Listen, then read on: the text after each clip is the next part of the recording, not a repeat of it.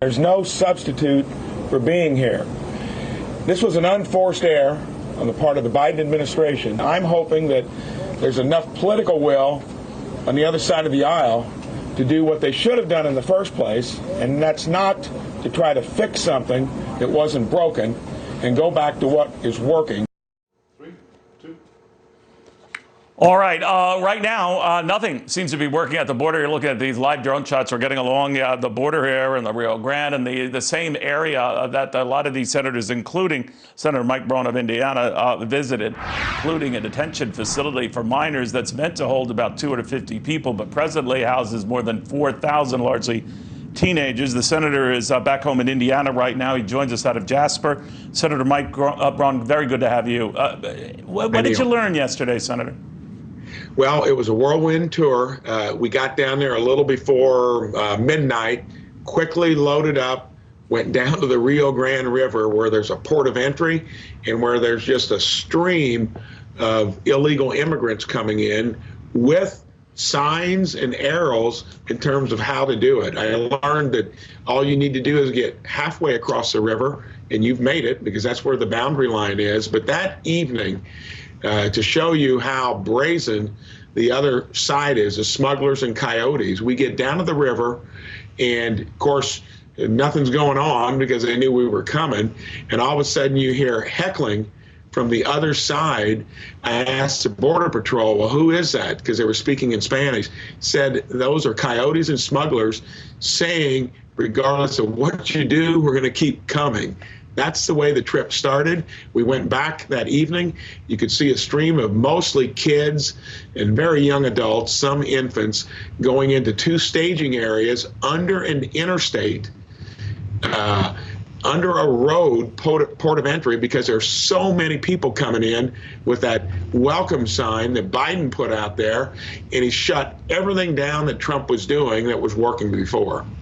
It's a mess. Now, as you know, the president, the White House has pointed to this happening many times in the past, and that there was a spike in this activity back in 2019, and they blamed, at the time, President Trump cutting $450 billion in funding to Mexico. Do you buy that? Do you believe that? If you look at the map, Ron Johnson did it, Lindsey Graham, and we've used it often right here. It shows all the peaks and valleys. And the most recent one would have been when Trump started talking about staying place in Mexico. And of course, there was a surge, because what impressed me most are the people on the other side that are making $4,000 a head on any Central American and Mexican. That's per person, not family, up to $20,000 on other nationalities if they can pay more. And they've got a logistics system, Neil, that knows how to work the system when you give them the opportunity.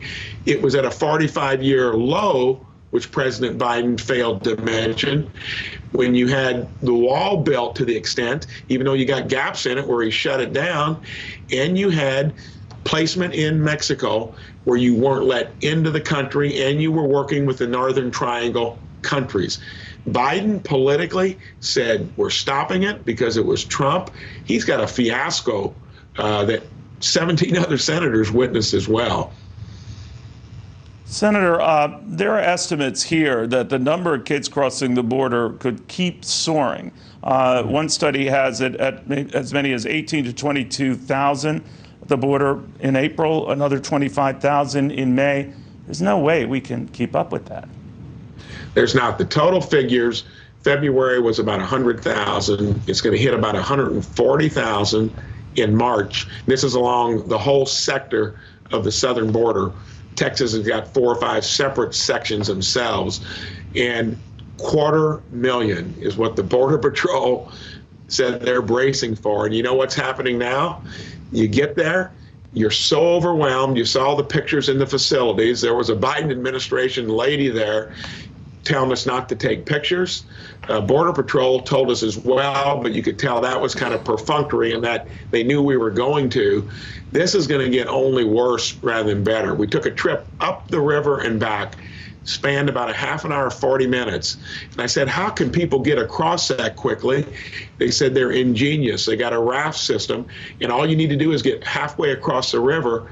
In that span of 30 or 40 minutes, we come back, there was a body floating. So evidently, they tried to go through, and someone drowned in the process in that 40-minute stretch right before the news conference. All right. That's the kind of stuff that's Just happening. incredible. Senator Mike Braun, thank you for that update. We need to hear it and get something and someone on top of it.